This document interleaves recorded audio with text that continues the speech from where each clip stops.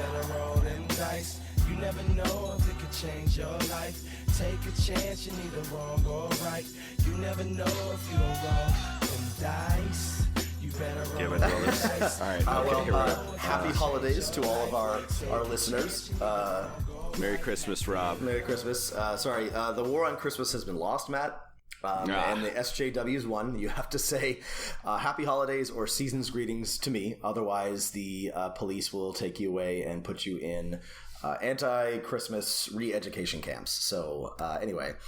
But yeah, it is the holiday season. Is there a role-playing game there? The War on Christmas, the RPG? Maybe a war game, there obviously. Really ought to be. I think one of Futurama's best running bits was that like Santa had become like a terrorizing conquering robot, and they had like an episode on that every single season. That would be a great setting for a War on Christmas campaign. Is something wacky. He's coming, Rob. Are you ready? Are you ready? Just imagining like a World War I style propaganda poster with a shadowy Santa in the background. Yes, yeah. He's got his list. Have you made your preparations? Oh man, Calvin and Hobbes made this observation 20 years ago, but he take it out of context. Santa sounds like the surveillance state. The elf on the shelf is just a natural extension of what Santa has always been, which is just a horrifying, omnipresent surveillance system that makes sure that children behave and submit to the whims of capital. Yeah, well, okay. Well, you could make a fun monster out of Santa Claus, that's sort of evil Santa Claus that's coming. Like, I mean, I know I've seen like a Krampus or whatever in a homebrew monster manual, but an evil Santa Claus would be perfect. Have you seen that Finnish movie Strange Cargo? No, it sounds like a girl in the spider tattoo or something like that. Hang on. Rare Exports, sorry, is what it's called. It's this hilarious rare exports, tungsten, cadmium. It's this just bizarre Finnish movie where these two like reindeer herders get like find like they uncover like an evil Santa, and he's got like a bunch of evil elves in it. It's truly incredible. That's actually like a great spot for a Santa Claus. Other than like he's attacking your village and everyone needs to hole up because he's, I don't know, dropping like evil animated object toys down the chimney. That actually is to just make a dungeon in the North Pole. Sorry, Matt. You're also describing the plot to another great horror movie just called Krampus, starring what's his face? It's got Adam Scott in it. That's what I'm thinking of from Adam Scott from Parks and Rec. Anyway, but there are like evil toys and like I would have thought of like a William Dafoe type as a good Krampus. No, the Krampus has that sort of weird face. The Krampus is a giant monster. He's just like an enormous like animatronic beast. But like there are like evil toys that they have to fight, and like it is very much like a dungeon. Like they're in their like big house, but like he keeps like dropping like evil Jack-in-the-Boxes down the hallway and things like that. It's it's too bad we're at the end of the year. Let's table this for next year. Create a Krampus or a Santa dungeon of some sort. Anyway. Yeah, we should have thought of doing that. Anyway, hello. Hello. This is Santa Dungeon TBD. Yeah. This is Dungeon Master of None. I am Rob. I'm Matt. And today we're here to talk to you about... Well, we're going to talk to you about something a lot less entertaining than Krampus. Not entertaining. A lot less lighthearted than the holidays and the war on Christmas and Krampus. We're going to talk to you about racism and fantasy. We talked about this a lot.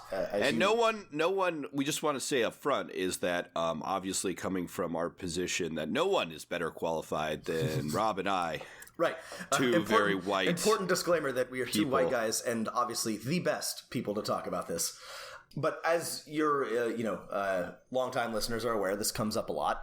And there are some very weird vestiges of overt and not so overt racism, sometimes more overt than should be, especially recently. And we like to push back against that. But we wanted to address it more directly, and we got the opportunity to do this both from a listener letter, which we'll read, and also a relatively recent an article by Paul Sturtevant of the Public Medievalist, great magazine and great follow, by the way, about race in the fantasy genre. So we wanted to take an opportunity to address it directly. If you want to do your background reading before the discussion, the link to the article is in the description to the podcast.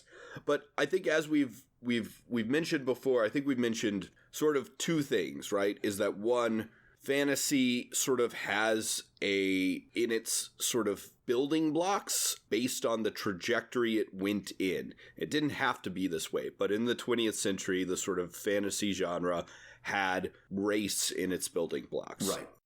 And then two, we've talked about this before, most fantasy role-playing games do a pretty bad job of discussing race. So yeah, as Matt alludes to, it's sort of in the DNA of fantasy as a genre, but and this is a broader problem, but there's a tendency among fantasy writers and players to say that, race is like a political thing, and we want to keep politics out of our games, and so, this isn't racism, this isn't like really the conversation we should be having as fantasy authors, fantasy developers, RPG writers, etc., which is, as I think people are starting to realize, not true. Well, anyone who is saying keep politics out of whatever is, right, as I think we've said on this show before, inherently supporting a status quo or some other reactionary idea. Correct. And that's becoming... And if you look at the people who are saying it, it's almost always like quasi-alt-right people. Yeah, and it's... Dark Enlightenment, incels, whatever the newest flavor is. You gotta call them Dork Enlightenment. And it's... They hate that. And that's correct and obvious, and I think more people are, like I said, people are coming to realize that, but for... I don't know, decades, it was the status quo that you could just, keep politics out of whatever. Since we're talking about the fantasy genre, which most D&D games take place in something inspired by the fantasy genre, what are its roots? Should we start with Wizard of Oz, right? Yeah, well, okay, so we should be clear that... this is a good question. It's reductionist to just... put like Tolkien as the starting point for everything, but that's sort of the... Okay, good. Let's do that. Well, let's do that. Well, so I want to do that, but also I liked what you said, starting with with Oz, and also I like to talk about Howard and Burroughs, maybe Burroughs and some of the earlier... That's a little more sci-fi. Earlier influences. It's part of the same impetus, I think. But when we're talking about race, I think we have to start by talking about Tolkien, because while Howard and Burroughs and all them are very much definitely racist, and also as the fantasy genre comes to sort of like merge into sort of like a speculative fiction genre, obviously Lovecraft is a huge influence, and he is also explicitly racist. But what we're going to talk about today, mostly about like sort of the RPG depiction of races, stems, I think, almost like one-to-one without any sort of difficult trail to follow from Tolkien. But I feel like most people's reading of Tolkien is like, well, this is a really long book with a lot of unnecessary poetry thrown in that a lot of people hold or cherish very dearly, that was made into 3 or maybe 2.5 exciting movies by a bunch of New Zealanders. And they tend to love this book, or love its adaptation, or love its quasi-Christian overtones or something like that. Right, and I don't think most people even think about race with this. Sure. And that's probably a very white Christian perspective. It is, and I'm a big... I'm playing a Melkor's advocate. No, and I'm glad you brought it up, because I don't think that Tolkien set out to be racist. I don't think that he was also especially racist for his time. And what I want to talk about... He was born in South Africa. That's like I think he deserves kudos for not being more racist. And I want to talk about... Okay, all right, here we go. Official Dungeon Master done kudos for Tolkien. You could have been even more racist. I mean, I'm just saying. But I do want to talk about a couple things that show some sort of small bits of Tolkien canon that show interesting nuance on his approach to race. But let's sort of like break down what the real issue here. So regardless of whether or not Tolkien, looked at all the non-white people living in London or abroad and said these are inferior to me, right, there is a sort of like a basic assumption in his books that there are scientific biological differences between hobbits and men and elves and orcs and whoever, right?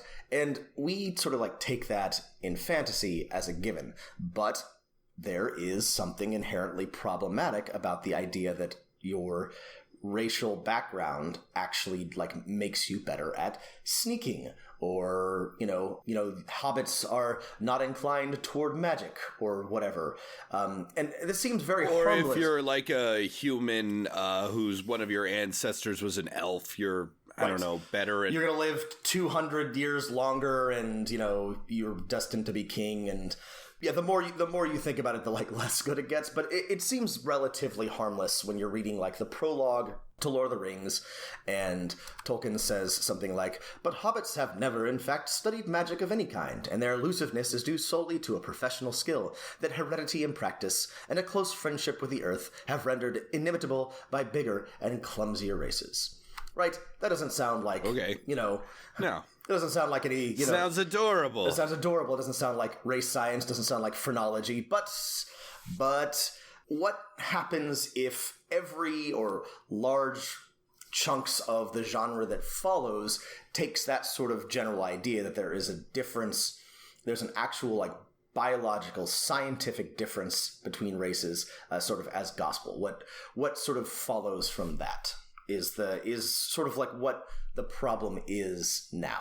So to me, it seems like, at least from the perspective of the early 21st century, where unlike in Tolkien's day, for example, we know that we shared the early couple tens of thousands of years of life on this actual planet in real history, not fantasy, with several other subspecies of Homo sapiens, right? Homo florenzinis, the Floresians. We shared life with the Floresians, who were like the size of hobbits, right? Archaeologists nicknamed them hobbits when they dug them up, and they were a different subspecies, right? Right. And today, we know that sort of the way we use race as opposed to species is a completely different thing, right? Right. Race is sort of socially constructed judgments about phenotypical and cultural traits that we've ascribed to large groups of people that have nothing to do with their actual genetic relationship.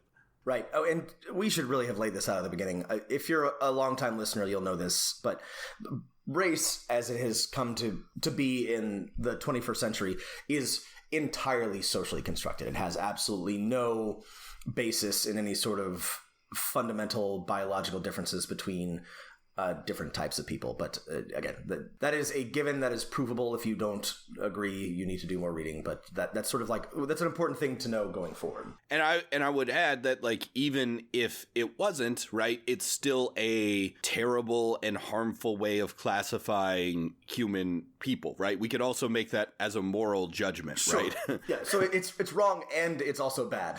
Yeah. Right. A long way of saying wrong and bad. Yeah. Like many of the things that we complain about, they're not just incorrect, but also actively damaging and harmful to people. So again, I don't believe that Tolkien had any nefarious motives in mind when he laid out this sort of way of conceiving of fantasy people. And so a couple of the interesting things about this is there are also like actual non-white people in Tolkien, the Easterlings, the Haradrim, the Easterlings, and there's a moment, the weird people who live in like Fornost, right, or whatever the ice place is, and we don't get a lot of like insight into these. And I always thought this was sort of like an interesting, unexplored part of Tolkien's mythology. But there is an interesting moment in Return of the King when Faramir comes across, and Faramir, my boy, doesn't get enough love in the movies. Done wrong by Peter Jackson. Changed his character entirely. Yeah, he really didn't he? He sorry to go. I'm going to go from like a teeny little tangent, but in the books he says, if I found the one ring lying on the side of the road, I would not pick it up. He was one of the few like truly like honorable, good, strong men of the West, and they rewrote his character because they thought it would confuse the audience. Anyway, so he has a moment. I believe it's Faramir. It may have been somebody else and attributed to him in the movies, but he comes across the corpse of an Easterling or a Haradrim, and he talks about. He goes into like a little like thing about war, and in the movie he ends with war will make corpses of us all, which is I think Tolkien had like a because of his time in World War I and because of his, how many people he had lost, had like a pretty good understanding of, the general humanity and how war makes all young men suffer. And this is men, sorry. We'll do another. Tolkien's sexism is another issue entirely, but I do think he was like subtly or at least somewhat aware of the general real life racism. Right. And here's a quote from the Two Towers. This is when Sam is walking over before Faramir says that line. It was Sam's first view of a battle of men against men, and he did not like it much. He was glad that he could not see the dead face. He wondered what the man's name was and where he came from, and if he was really evil of heart, or what lies or threats had led him on the long march from his home, and if he would rather have stayed there in peace. That's what I'm thinking of. I think they added some of this to Faramir's speaking lines in the movie, which is what I'm mixing up. But anyway, I remember that moment from the book, and I do think it shows sort of a pretty decent understanding for a white upper class British man of the horrors of war. And now I'm going to read Sam's poem about an Oliphant. Tall as a house, gray as a mouse. Okay, no. He also, so another interesting thing about Tolkien's racism is that, he made orcs, unquestionably evil. There are speaking orcs, sorry. There are no good orcs. There are no valuable orcs. They're all evil. More orcs have speaking roles than Haradrim or Easterlings. That's right. So. That's right. I forget. And yeah, but they're unquestionably evil by root. Right. And in the his original conception, they're corrupted and twisted elves. But later in life, Tolkien began to worry about their souls, right? He started to wonder, well, if they're God, it must be really difficult to be Catholic. Sorry to all of our Catholic listeners. It must be very difficult. But he also started wondering. Hey, but it's an interesting opportunity for y'all. You get to think about life on other planets and how quickly can we get Jesuits there? I'm sorry. Anyway, so to his credit, he started to wonder, oh, well, what does this mean for their souls? Like, how can they be uniquely evil? And he started to like sort of rethink and said, actually, they're twisted birds and beasts, not elves, though this never made it into any of his writing. He wrote this in a letter late in his life. Right. Let's get away from Tolkien, because there's we've already a lot like talked about the issue, which is sort of like laying down as canonically true a scientific racism, which is and the one last thing I wanted to bring up for Tolkien is something that Dr. Paul Sturtevant, the person whose article you've hopefully skimmed through while listening to this by now, which is that Tolkien combines two things into this concept of that he calls race, that you might call in a sci-fi RPG a species, which is sort of cultural traits and maybe like biological abilities, right? And I don't want anyone listening to think that Rob and I are against you having in a fantasy game a species for players that one can see in the dark or see heat vision and the other can't. Right. I'm not saying there's something wrong with that. Yeah, and as we the games that we play, I don't think that there's. Again, I don't think you're being racist by picking an elf, and that's not what we're saying. Why this is important is, like, for example, if you look at 5th edition D&D, and really any edition D&D, you'll find something like the dwarf. Like, if you look at the dwarf's characteristics, their traits, right? They're hardy, right? Their constitution is increased, right? So that we could imagine is from their sort of physiological traits. They have dark vision, also from physiological traits. But they also have things like stone cunning, tool proficiency, and dwarven combat training, which come from being raised in a very specific society, right? And those are two different things, but they're lumped together in one. And that's one other thing that Paul points out that I want to bring up, that Tolkien gave us in the beginning. And yeah, I do want to talk about sort of like different conceptions of race and species and ancestry at the end. Dwarves is an interesting point. Yeah, because there's these built-in assumptions about what they're good at regardless of where they come from or what. Yeah, it's let's just go ahead and skip to D&D, because D&D is the real like crux of this, because everything there springs from that. I mean, and we're staying more or less chronological here, because, you know, D&D is only a decade or so after the high point of Tolkien popularity. I think this, one of the reasons why I think this is important is that we, after spending the better part of my life online, I realized that I think a lot of people, especially in nerd spaces, are more influenced by the way that the world is presented in games and in fantasy properties than they let on. And this part of the reason why I believe this is after spending a lot of time on Reddit answering questions about history that are clearly derived from Crusader Kings 2. I think that like a lot of nerds especially get their idea of the past from games and increasingly fantasy properties. And I'll talk a bit about this with Game of Thrones towards the end, but okay, that'll be a good closing thought. Well, that is insane and frightening to think about. I hope that I'm wrong, and we'll see. But I just think that people like see an idea of the past and then just don't examine it. And if your main exposure to the past is sort of like a fantasy past, then you may end up thinking that, oh, actually, race is a real thing, even if you're not like consciously doing that. So what becomes an issue, so we've talked about Lord of the Rings, and then obviously Gygax and crew were heavily influenced by Lord of the Rings in creating the first editions of Dungeons and Dragons, and they codified numerically the differences between dwarves and elves and hobbits or halflings and etc. in terms of racial ability scores, right? So dwarves are tough, but also hard-spoken, so they get +1 to Constitution, -1 to Charisma in first edition. Right, that was first edition things. Right, 5th edition, I think, thankfully got rid of the ability penalties, or ability maximums if you go way back. These differences have become softened, but even in 5th edition, you know, I want to talk. I think for the most part, it's gotten a lot better, and a lot of like things like stone cunning and wood lore and whatever that are just sort of like built-in assumptions about what a race is good at have fallen away.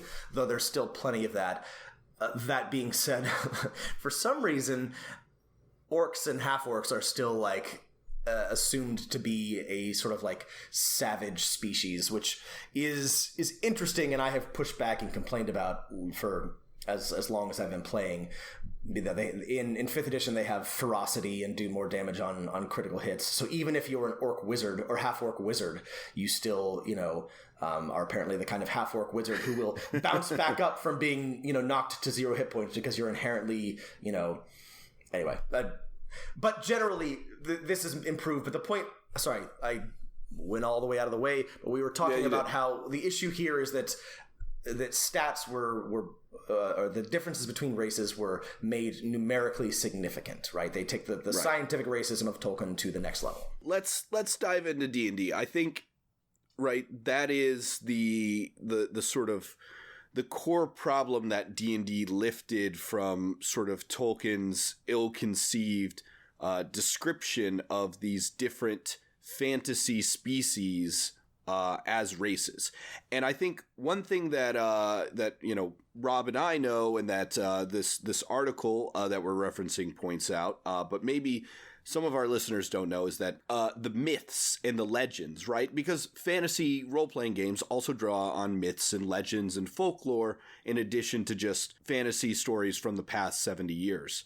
In those sort of stories, the idea of race doesn't really exist in the same way, right? Right. There are Norse tales about elves and humans, but the elves aren't called a race, right?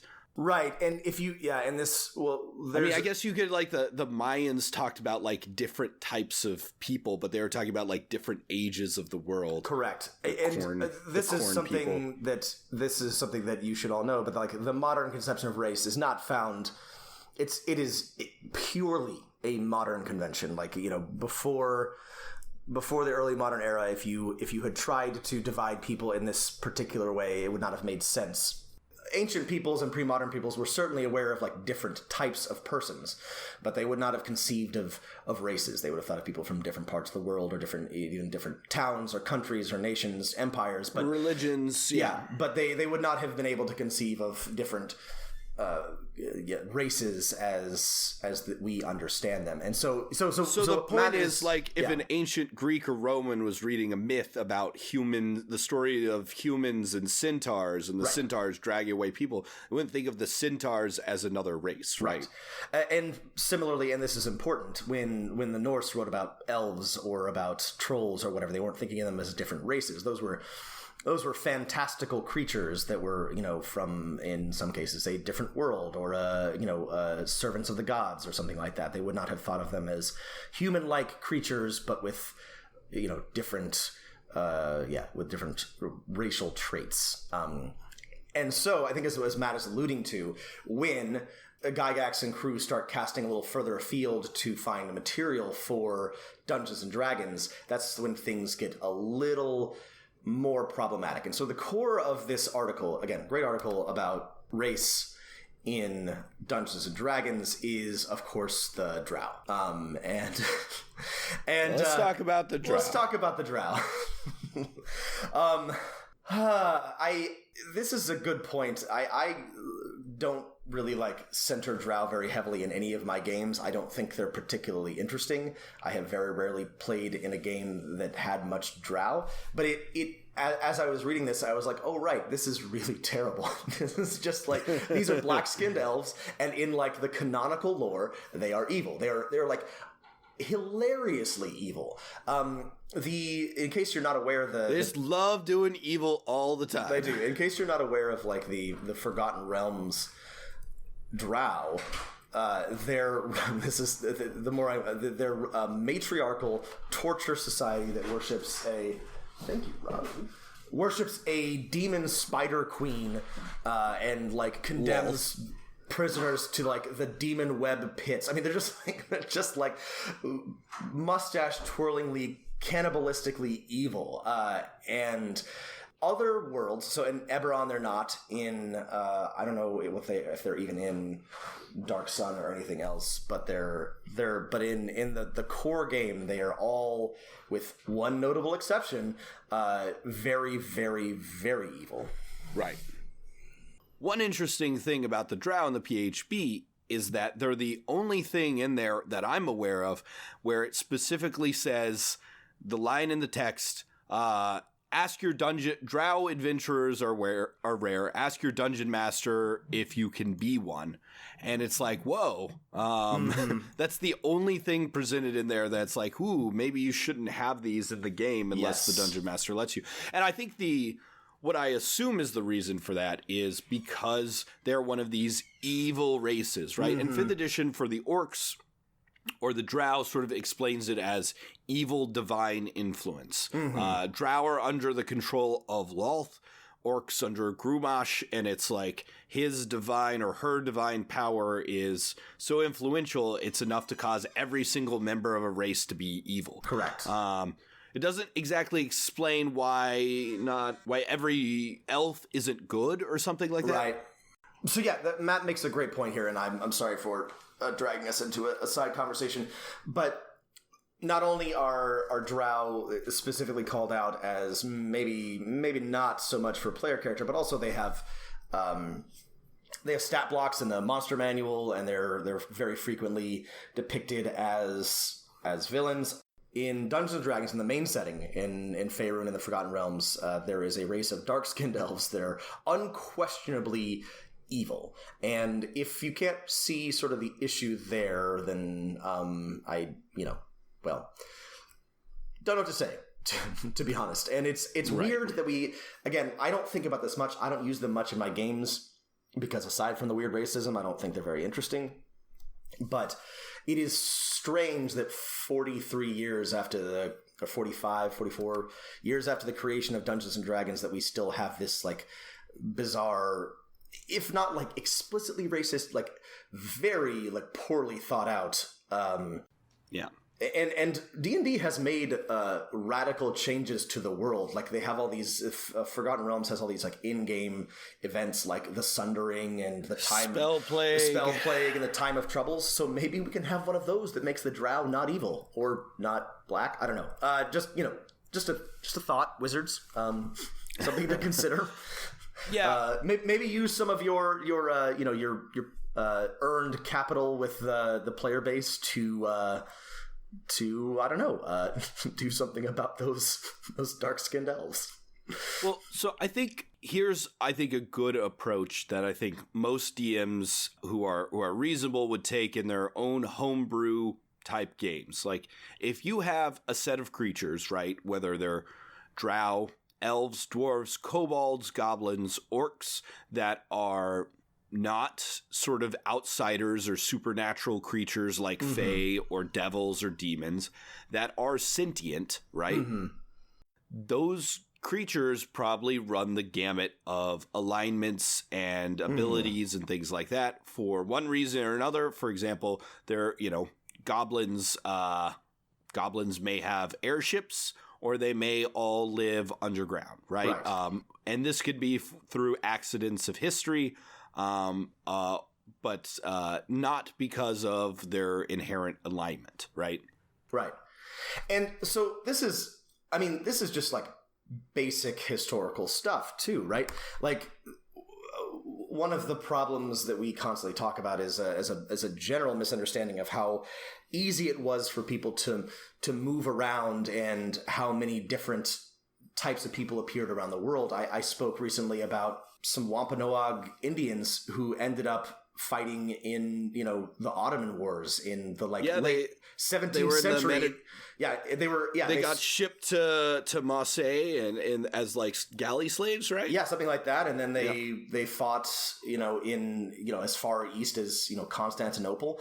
And I'm not saying that there were like a lot of American Indians in Europe, but it's just sort of an example of like in the real world, which doesn't have teleportation or magical ships or and has all these like restrictions that we in real life placed on people. There's no reason in your fantasy game for a race of any sort to be limited or all come from the same society unless you have a really, really, really good reason for that, right? There's no reason to think that every dwarf is good at stone cutting and that every elf is like a forest child.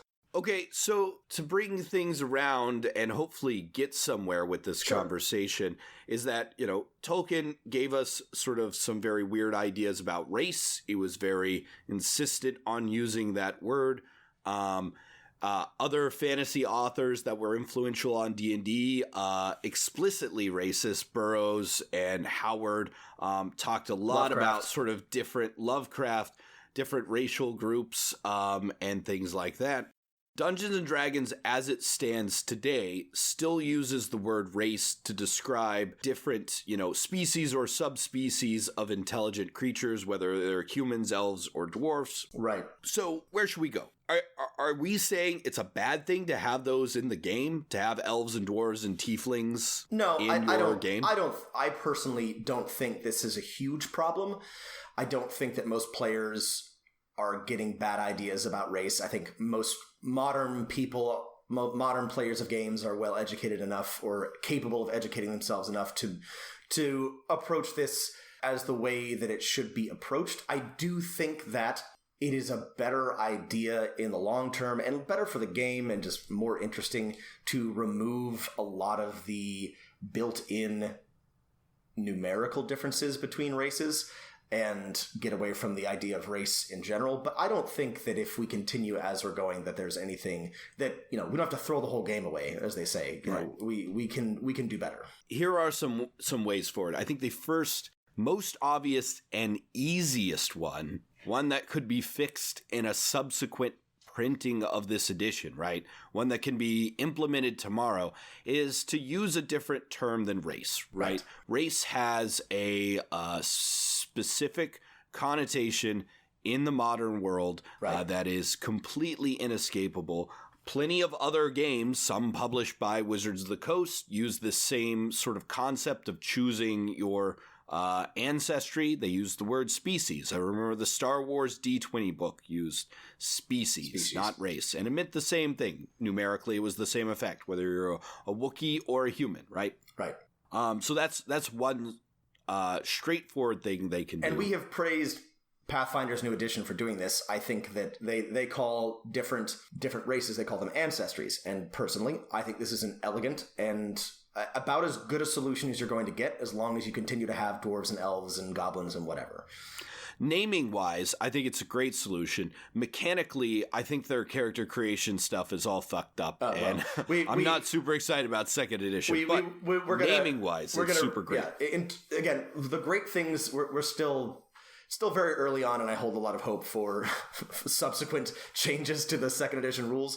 But in terms of inclusiveness and in terms of being aware of the inherent pitfalls racially in terms of gender of Dungeons and Dragons or role-playing games, I think that Paizo and Pathfinder do a really good job. But yeah, so calling it ancestry is a great way to sidestep the issue to begin with. Right. And then I think one mechanical change, and this was actually suggested back in the third edition Unearthed Arcana book, is that you could separate sort of inherent traits like dark vision from cultural traits like dwarven weapon training or stone cunning. So that, for example, if you had a dwarf raised in human lands, right, and they didn't get a chance to learn the things that are common traits practiced in the dwarf home caves of stone cunning, they would instead just get a skill proficiency or an extra language or something like that. So you could separate those two. And I think that's a good thing to do in principle. I think so too. I think that if you're going to continue to have inherent traits, your stat boosts and dark vision, that's okay. Especially if you then have sort of a separate part of character creation or a separate part of your background that covers or make background cover more of that stuff rather than that being part of your racial makeup. This is a huge pet peeve of mine for like third-party campaigns that build on the D&D or D20 like substructure that that only have humans in them, but then substitute some of the racial stat boosts from other races to sort of differentiate different types of humans. I remember there was a really interesting D&D thing called Northern Crown that was for third edition, and it was set in the sort of New World American Revolution, and you could be from fantasy Spain or fantasy England or something like that, but it was like basically picking between elves and dwarves and stuff like that. I'm like, wait, they're all supposed to be human. Don't do this. Yeah, don't do that. I also think that nothing truly of value. All right, here's I got two things here. Well, here's my one. Sound like hot takes. Let's go. Here's my one thing: is that you don't have to have elves and dwarves in your games. You don't have to have elves and dwarves in fantasy. Period. There are other ways to make distinct characters and distinct types of games without relying on these particular racial tropes. Right. I am not encouraging D&D players to play games where they do not have dwarves and elves. I find dwarves and elves and orcs lots of fun. But if you don't need it, that's okay. And it's a great way to avoid all of this weirdness if you just have humans. Or maybe you just have all elves or something like that. That's okay. The second thing that I'm going to say is that they're not particularly hot takes, but that you can smooth over a lot of the differences and make them a lot more subtle and still keep a lot of the interesting differences between all these fantasy races. They don't need to be like quite so differentiated, especially as Matt and I have talked about with regards to sort of their culture. And one of my least favorite things about 5th edition is all of the sub races. Yes, right. Correct. I didn't like them before. They sort of were brought back into the game, and I think they suck. Yeah. The first thing I do whenever I'm building a homebrew world is I actually usually, if I'm running a D&D game, I keep dwarves and elves and orcs and everything, but I completely rewrite their backgrounds and try to imagine them as, a people group rather than a race of whatever. And they keep a lot of the same things, but I try to... I don't know, folks. Just you don't have to have Scottish dwarves, and you don't have to have forest elves, and I just don't. Here's what I did last character creation I had for a 5th edition game was basically take all the sub race traits, put them in a lineup, and based on balance and things like that, I said to players, pick some of these, right? So if you're an elf, you could pick the various things, right? If you want to be a smart, if you liked the wood elf fleet, but you also wanted a +1 to intelligence, right? Instead of wisdom, you could pick those two things, sure. Right? Yeah, and I think that in general, and also with an eye to like how biology actually works, is that having your stats actually based on your upbringing and where you grew up and what sort of like influences you had in your character's childhood makes a lot more sense than being born strong or being born hardy, and a system that allows you to reflect that would be interesting and avoid a lot of this race stuff. It makes a lot more sense in a non-D&D setting, but the point is that there are other ways to do this that are not weirdly that don't involve calipers and skull measurements. So that's mechanically how to fix things. How can we make things better, sort of storytelling, world building wise, lore wise? Sure. Well, Faerun and Forgotten Realms is a lost cause. They'd have to rewrite a lot of it. Again, thanks to, we forgot to mention this at the beginning, but thanks to Sally for writing in and asking us about this a few months ago. But the core setting is weirdly Orientalist and ethnocentric. They still have a not Africa and a not Asia, and against all odds, an entire drow, underground, dark-skinned elf society. But if you are... Easiest stuff is don't write your setting in a default Europe, don't put around it sort of exoticized versions of the rest of the world. Make sure that when you describe all types of people, regardless of their species, that they have a broad range of phenotypical expressions, right? Yeah, and it's you can have a not Europe as your campaign, and that's okay. We don't like that. I think it's boring, but nothing is stopping you from doing that. But just sort of be aware that real life is more complicated than traditional fantasy has portrayed it, and provide opportunities for non-white people or non-white societies to be portrayed as equals, or as frankly as just existing, and compared to your main society, and just be aware of sort of these pitfalls. I think just thinking about it is a good way to, when you're homebrewing or working on your own campaign, or even running an existing campaign, of all the things that have not been properly addressed in the RPG community until recently. I think people default to a not Europe is because of the way our education of history, which right fantasy tends to draw on, they can easily understand, well, this place is not England and this place is not Scotland, and I can understand the relationship between those two and France. But, you can always use more modern things, right? Make one of your fantasy medieval duchies not California, and the other one not Louisiana, and the last one not Canada, right? Yeah. There are plenty of things that people can relate to, right? Mm-hmm. And this does take a little bit in more... In this fantasy duchy, they have deep dish pizza. In this one, they have the square pizza they cook on pans. And it's Detroit versus Chicago. Right.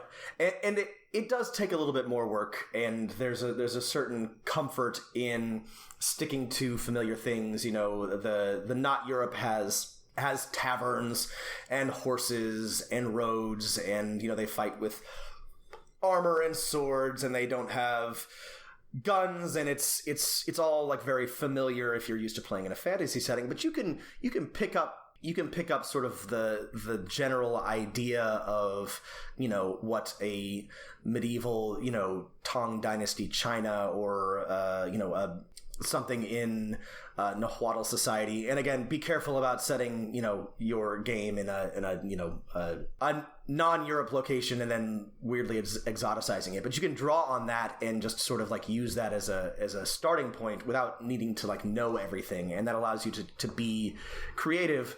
And, you know, there's no reason why there can't be taverns and horses and all the familiar things, except it just so happens to be in not Europe. Or you can just sort of like mix it all together, and, you know, you don't have to rely on existing cultures. Get wacky. This is, I think, one thing that a lot of people are afraid to do, but feel free to be take some liberties with your cultures. One property that falls prey to sort of the scientific racism of Tolkien is but does interesting things with it is Dragon Age. Dragon Age has your, you know, men and elves and dwarves, also possibly for no reason, but they do, and yet there's some very, very interesting deviations within that setting as to their what they're about. For someone who's not familiar, give me an example. Well, sure. So the dwarves live underground, right? Typically. But they have sort of a highly structured, because they're constantly at war with the Darkspawn, they have a highly structured like honor society, and this doesn't sound all that different from dwarves, but they're not like wow, they're not like mining. Dwarves love honor. They're not like mining, you know, merchant gruff drinkers. There's like a bunch of like organized crime. Anyway, it's hard for me to actually like put into words because it's a lot organized crime. This is a good point here. If you don't know what to make like a fantasy species like dwarves or something, just make them a Southern Italian. That's right. It's never, pizza pie. Just make the dwarves from Monopoly. You can always make fun of Italians. It's never racist. Anyway, gabagool. Obviously dwarves, but they're not Tolkien dwarves. And again, this is an imperfect example because Dragon Age is very much like race-based, but it's an example of how you can stick to those familiar things without having to do exactly the same thing over and over again. Matt, did you have some ideas on culturally what to do differently, or in terms of depiction? Well, I'm going to just, since we've been referencing this article so much by Paul B. Sturtevant, I just wanted to give him one of the final words, which he says in his article. So if you create fantasy worlds, join in. Insist that people of color and non-European cultures are a vibrant and equal part of your invented world. If you want to keep the elf, dwarf, human, hobbit, orc lineup that Tolkien established, understand what it means to do so. Perhaps you could even use the paradigm to critique or deconstruct the racist structures of previous fantasy works. Whatever you do, you could work to subvert and dismantle the racist structures that are a deep part of this genre. And I think by what he's saying there is that if you're not trying to, if you don't try and at least consciously think about this as you create your world or as you tell your story with your players, you're sort of really adding to the problem, right? If you're not working on defeating the problem, you're making it worse, which maybe is not exactly what Paul is saying, but it's what I'm saying. Yeah, and I actually loved what he said there, and I've been trying to be gentle and to say, you can do whatever you want because I want everybody to have fun and be a part of the part of the community, and I want to be inclusive, and I don't want anyone to feel like driven away. But what Paul said is more correct than what I said, and I should have been firmer, because the truth is, if you're going to create your own worlds, you should challenge yourself to be better, and you should do very much what he said and try to think about think about the past and think about the future and work to try to critique or deconstruct, like you said, the structures of previous fantasy works. And I find this fun and interesting. I think once you like let go of your preconceptions of how things should be or should work, you can have a lot of fun with the game and with how you depict people and races. And I think that if you're going to create in, the year of our Lord, 2018, 2019, a new fantasy property or come up with your own homebrew world, that you should challenge yourself to do more, to be more interesting. Yeah. And you can do this on several different levels, right? You can do this on the campaign or world building level, but you can also encourage your players to be part of it on the individual level, right? Obviously, as we've talked many times on this show, there's a sort of a problem of the like one good member of a weird race or one person that doesn't fit the mold, but that still is an opportunity for your players to engage in a critique of some of these structures. And I think that if you're patient about this and if you present this in the right way, and your enthusiasm for this re-examination or for looking at things in a new way is, if you present that to your players and they can see it, then I think that they'll be on board with what you're trying to do. And you can tell a new and interesting stories, which is really, I think, what this is really about, and what is most exciting to me, in addition to dismantling, the racist superstructure, is just, telling better stories. Okay, Rob, to close us out, I wrote down earlier on my notes, ideas from fantasy properties. You said to remind you, I don't remember what it means. Well, I think I wanted to talk about this other article from the Public Medievalist, but we kind of closed out that area. We've talked in the past about other works to read, and I think we're probably going to be rehashing some old ground, but we might as well do it again to talk about things that you can draw from that are good. So Matt and I have discussed at length The Throne of the Crescent Moon by Saladin Ahmed, which is a terrific fantasy book and one of probably the pinnacle of the D&D adventuring party turned novel genre. And it takes place in a medieval Arab world, and it is explicitly like not racist and a fully realized culture and tremendously interesting. So if you just want to be exposed to something that's culturally different, that's a terrific one. I have like 5 of these, Matt. So do you want to jump in with one before I go next? Well, I was just going to say, like, it also presents opportunities for using things like species or ancestry in a new light. For example, you could imagine where in a society that reveres nature or something, that once every year a special child is born with the powers of the shifter race or the Asimar traits or something, and they're considered blessed by the gods or by nature or something like that. They're not exactly their own species. It gives players the opportunity to use those mechanical things if they want them, and some great role-playing opportunities that aren't about that stuff.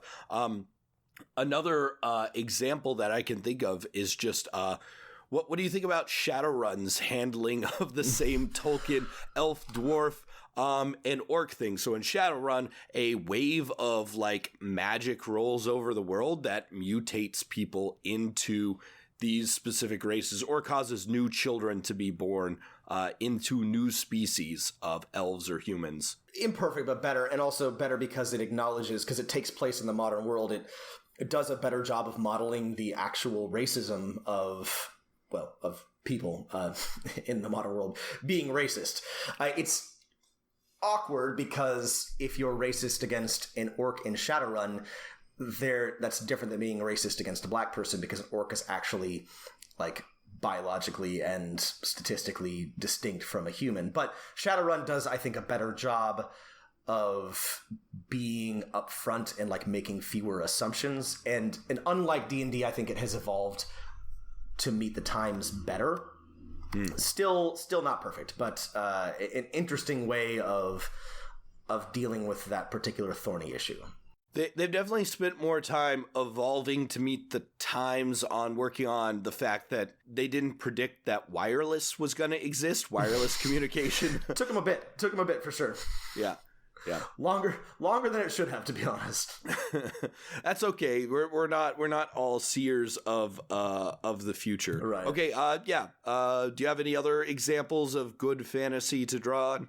Yeah, one of there's of course N.K. Jemisin's Broken Earth trilogy, which is being made into a TV series at TNT.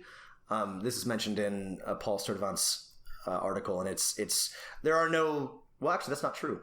There's race is approached very interestingly because N.K. Jemisin is a black woman and writes explicitly black characters with black skin and black hair, and it's dealt with substantially better than in any other fantasy property that I'm aware of. And it's mostly humans. With a couple of interesting exceptions, but it's worth reading sort of to get ideas of how a fantasy world can exist and acknowledge and be aware of race without being racist. I was just thinking of Game of Thrones is probably going to.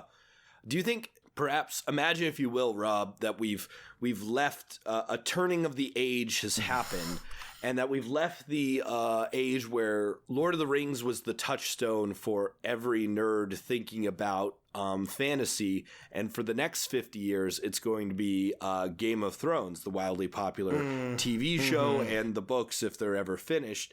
And while they do have elves, except they're also like hobbits and druids. Right.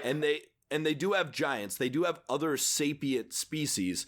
The book is entirely about humans, and the humans do seem, George R. R. Martin gets a lot of things right about some medieval things, but like the humans do seem like a little more aware of race than I feel like a medieval person would I didn't be. get to talk about this much, but this is one of the things that was talked about in this other Public Medievalist article, and we'll link it as well.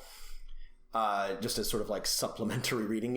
If you're coming here for homework, you came to the right place, because we're going to give it to you. But it talks about how George R. R. Martin, how there are non-white people. The Dornish are not white. The Dothraki. There's people from Summer Islands, but.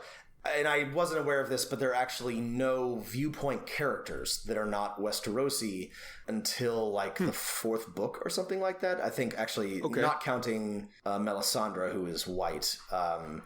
And the show does a little bit of a better job of this, but Daenerys is explicitly a white savior, and the Dothraki are sort of exoticized, and again, it's not like super weird or bad. I just don't understand why the Dothraki in the show wouldn't wear armor. Armor's so useful. I know. Why don't they wear it? I know. Into battle. And the Mongols wore armor. They just wore armor's. They wore great armor. They wore great armor. Some of them had like very powerful like lamellar armor, like heavy like samurai type and armor, like an coat of silk and all this shit. Anyway. They would not have gone shirtless for sure. They would have worn at least leather. Anyway, whatever. The Mongols would have saw people going shirtless into battle and laughed at them and filled them full of arrows. They were incredibly practical people. Anyway, as all people are, we should point out. As most people are. But the reason why they conquered half the world is because they were very realistic about how to do that, and that meant wearing armor. Sorry, that was a great point, Matt. It's just bugging me. Yeah, so I think maybe we're gonna get another, and this is what I could be afraid of in the future is like taking these various human groups, Westerosi, Dornish, Dothraki, and making them into something that defines your like fantasy game as opposed to just defines your character's background. Right, and I feel like there are more voices in the conversation than there ever have been before, and so I don't know that we're ever going to get whatever our next cycle of fantasy influence is. I don't think it will ever be as dominated by one property, as one ring, as it were. But I do think that there's a through line in like the most popular types of fantasy shows and genres, and there's definitely an adherence to or an excitement about gritty, violent, sexy realists, maybe sort of grimdark type shows. It seems like, and I don't think that many of the others besides Game of Thrones are going to see as much success, but I wouldn't be surprised if sort of like the base assumption becomes something Game of Thrones like, for when people are like, oh, I haven't really thought about this part of my world. Oh, they're Dothraki, or, oh, there's some, there's a race of ancient forest people, rather than there are dwarves and elves or whatever. Well, one thing, and this is completely off topic, but I was thinking back to, I wonder if this would be worse or better. I was thinking back to Tolkien, and it seems like Tolkien himself was unclear about, for example, whether you could recognize at first glance if someone was human or elf or orc, right? For example, if they were wearing a helmet, right? Tolkien talks like, oh, if you saw this elf move, you would know they were an elf, but you couldn't recognize them. And, that is, I think, also an interesting approach you could take to try and critique this in your game. And, for example, especially if you're playing a game where the gods or divine things have a heavy influence, maybe your patron deity that chooses you determines whether you are a wood elf or a high elf or whatnot, right? So we've talked before about sacred cows, and this is one of those sacred cows, right? Race is a thing in D&D that has such like momentum and importance to the player base and legacy within the system that it is difficult or impossible to change. Some of these have, again, sacred cows culturally insensitive? Maybe I shouldn't say that. Maybe a little bit. Well, another one of these is paladins being exclusively lawful good, which, by the way, we did finally get changed because it just doesn't really make any sense. And it was fine, by the way. It was fine. Also, another one was iterative attacks. Also gone and fine. And yeah. I don't know that... Well, 4th edition got rid of iterative attacks. Oh, that's right. That was even done before. Earlier. Yeah. But I don't know that they also got rid of the one alignment paladins. So was that 4th good edition? job, 4th. Yeah, way to go, 4th edition. 4th edition, breaking new ground while we did not failing terribly. We did not enjoy 4th edition, but I respect a lot of the things they tried to do. Sir, I did not enjoy you, but I will play to the death to defend your right to have made things. Okay. Well, let me finish this thought, is that I think for now, again, it doesn't matter. It's not a big problem. But in the future, I could definitely see, maybe D&D 6th edition or 7th edition not having races except as sort of a more like visual or cultural or much more minor part of your character's background or overall package. I could see races being phased out or becoming much less significant down the road. I think Rob's dreaming too big here, probably. Right? I think you're not going to... This is what I feel like I can reasonably hope for, which is something that, honestly, I think you could homebrew in today, which is to stop using the term race, just use the term species, or if they use some other word, that's fine too. This picks whether you're an elf, a dwarf, or a human. This gives you some minor things, right? Dwarves get dark vision, elves move faster or something like that. This is both mechanically interesting from a tactical point of view, and players are not going to be able to move past that sort of trope that they've held on to forever. But to take everything else from races and move it into an extended background section. Backgrounds had a chance to be really cool and define a lot of things, but they're kind of blah right now. They just provide you with, 2 skills and some languages. But if they could provide you with things like, a single cantrip if you're raised in a highly magical society like the High Elves, or stone cutting if you lived in an underground place, or a weapon training in something if you lived in a society where there was a high percentage of warriors, something like that. Anyway, so I think, and this is where you can put in things like, oh, I'm a noble. Oh, backgrounds already do this, but you can really enforce it with things that give you stuff you can write on your character sheet. So that's my hope. I agree, and I think that's realistic. And Matt's probably correct, the most that we can hope for. Yeah. Okay. Yeah. I don't think we're ever going to get away from stat boosts to different species either. I think probably. not.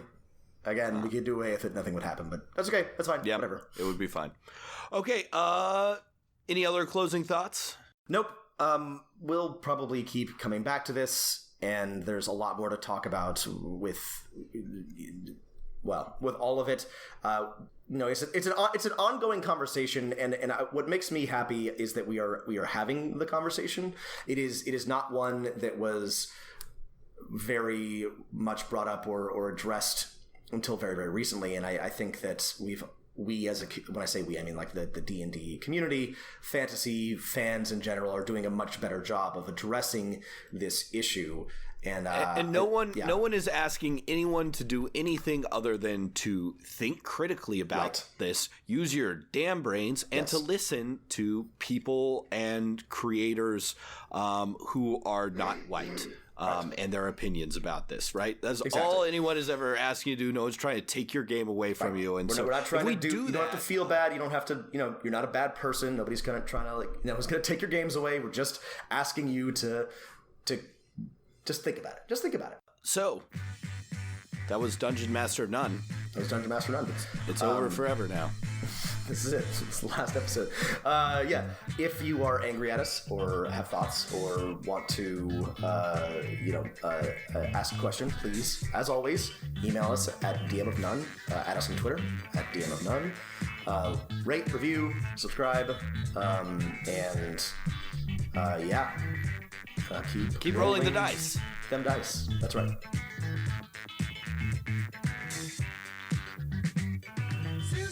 To know you, baby, I've been telling you how